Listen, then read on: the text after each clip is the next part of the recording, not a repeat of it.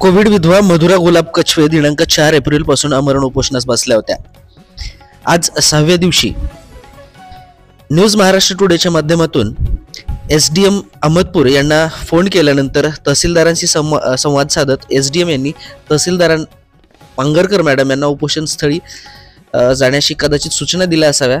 त्यानंतर पांगरकर मॅडम यांनी उपोषण स्थळी भेट देऊन उपोषणकर्त्यांची कैफियत सविस्तर ऐकून घेतली व महिलाच महिलेला न्याय देऊ शकते या उक्तीप्रमाणे कछवे यांना 8 दिवसात रस्त्याचा प्रश्न मार्गी लावू असे लेखी आश्वासन तहसीलदारांनी दिल्यानंतर हे उपोषण लिंबू सरबत घेऊन मागे घेण्यात आले।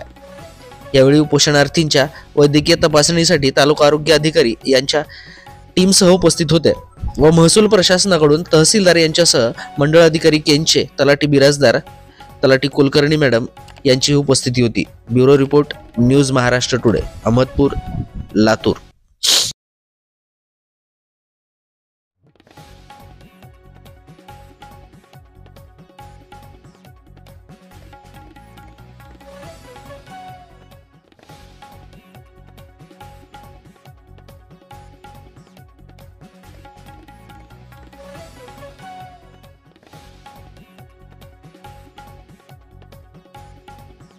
लांजी येथे मधुरा गुलाब कछवे यांनी दिनांक 4/4/2025 पासून उपोषणाला सुरुवात केली होती।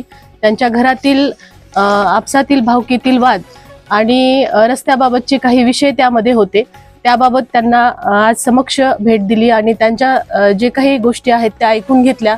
त्यामध्ये त्यांना ज्या प्रॉपर्टीचे वाद आहेत त्याबाबत समक्ष सगळ्यांसोबत सुनावणी घेऊन त्यामध्ये काहीतरी तोडगा काढण्यात येईल असं त्यांना समजावून सांगितलं।